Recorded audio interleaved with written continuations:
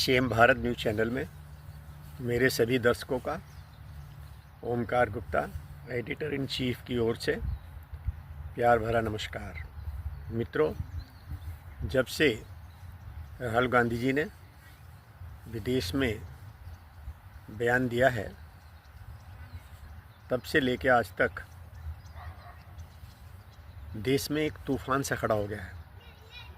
आरोप प्रत्यारोप का एक सिलसिला शुरू हो गया है। निश्चित है हर पार्टी अपने आप को सबसे ज़्यादा ईमानदार, सबसे ज़्यादा राष्ट्रभक्त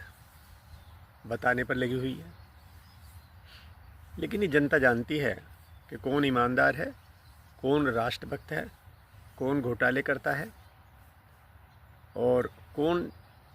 राजनीति में देश सेवा के लिए काम करता है। ये दुनिया जानती है, पूरा देश जानता है। मेरा ये मानना है कि आदरणीय राहुल गांधी जी ने, जो कि इसमें विपक्ष के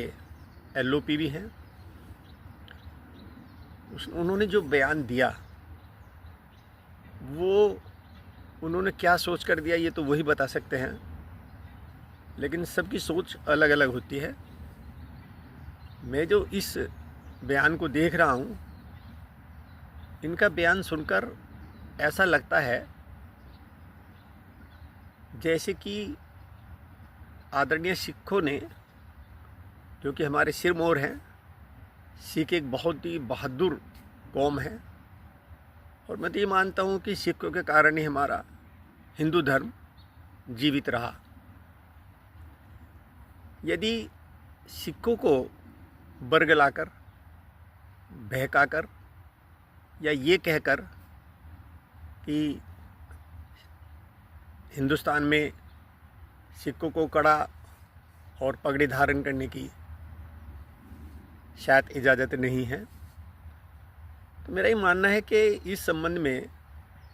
उन लोगों को सामने लाया जाए जिन्होंने आदरणीय राहुल गांधी जी से ये शिकायत की थी कि हमें हिंदुस्तान में कड़ा और अपनी जो पगड़ी है, सिखों की एक पहचान है, उसको धारण करने की इजाज़त नहीं है या उनको धारण नहीं करने दिया जा रहा है, तो ये विवाद समाप्त हो जाएगा। अब रही बात इस बात की कि हम राजनीति में एक दूसरे को गाली क्यों देते हैं। मेरा ये मानना है कि गाली की जो शुरुआत हुई ये आदरणीय नरेंद्र मोदी जी के मुख्यमंत्री के बाद जब इन्होंने प्रधानमंत्री का चुनाव लड़ा, प्रधानमंत्री के लिए चुनाव लड़ा, तब आदरणीय सोनिया गांधी जी ने मौत का सौदागर कहा था। यदि उस समय इस तरह के शब्दों का प्रयोग न होता तो मैं मानता हूँ कि शायद आदरणीय नरेंद्र मोदी जी को भी पलटकर उनको आदरणीय सोनिया गांधी जी के बारे में ना कहना पड़ता। फिर भी दोनों ओर से लगातार एक दूसरे के ऊपर आरोप प्रत्यारोप लग रहे हैं और अब तो हद हो गई कि एक दूसरे को जान का भी खतरा होने लगा है। चाहे नवनीत सिंह बिट्टू ने कहा हो, नवनीत सिंह बिट्टू ने, मेरे विचार है, ये नहीं कहा कि राहुल गांधी जी आतंकवादी हैं। उन्होंने ये कहा है कि राहुल गांधी जी जो आतंकवादी हैं, पन्नू उनकी बात को एंडोर्स करते हैं। तो जाहिर है सोच है अपनी अपनी कि चोर चोर मौसेरे भाई एक दूसरे की बात को समर्थन करते हैं। तो मेरा ही मानना है कि आदरणीय राहुल गांधी जी को इस तरह के बयान देने से बचना चाहिए था। और अब भी बजाय इसके कि हम एक दूसरे को पत्र लिखें, एक दूसरे की कमियां बताएं,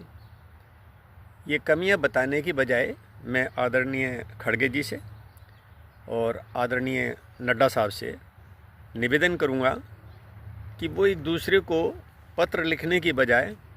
ये कहें, दोनों एक मीटिंग निश्चित करें और ये कहें कि आज के बाद अब से पहले जो हुआ सो हुआ, आगे से कोई भी व्यक्ति, कोई भी राजनीतिक व्यक्ति किसी भी व्यक्ति के बारे में कोई लांछन नहीं लगाएगा, व्यक्तिगत आरोप, दोषारोपण नहीं करेगा, और यदि कोई करता है तो उसके खिलाफ सख्त से सख्त कार्रवाई की जाए। तो मैं मानता हूं कि यदि दोनों पार्टी और अन्य जो क्षेत्रीय पार्टी हैं वो सब मिलकर इस तरह का एक आश्वासन दें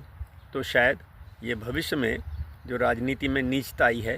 जो राजनीति का तुच्छापन हुआ है, टुच्चापन आया है राजनीति में, ये शायद रुक सकता है।